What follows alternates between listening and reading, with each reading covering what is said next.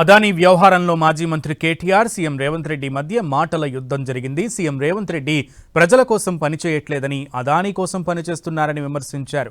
కేటీఆర్ వ్యాఖ్యలకు CM Revanth Reddy counter ఇచ్చారు. అదానీతో BRS అంటకాగిందని ఆరోపించారు. ఎన్నో ప్రాజెక్టులు కట్టబెట్టారని చెప్పారు.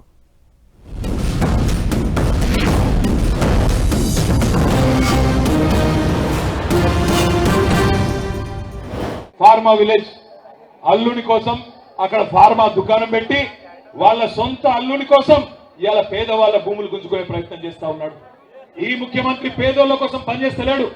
అదాని కోసం, అల్లుని కోసం, అన్నగాని కోసం, తమ్ముడి కోసం, వాళ్ళ కోసం తప్ప రాష్ట్రంలో రైతుల కోసం గాని పేదవాళ్ళ కోసం గాని ఈ ముఖ్యమంత్రి పనిచేస్తలేడు.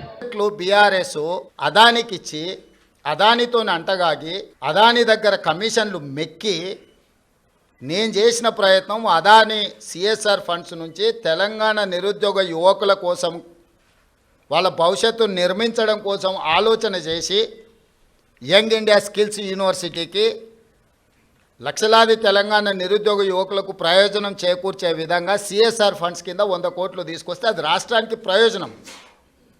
కేసీఆర్ లాగా అదానీ నుంచి అప్పనంగా నిధులు మా కుటుంబానికి కొట్టేయలే. ఇన్ని ప్రాజెక్టులు ఇచ్చిండు.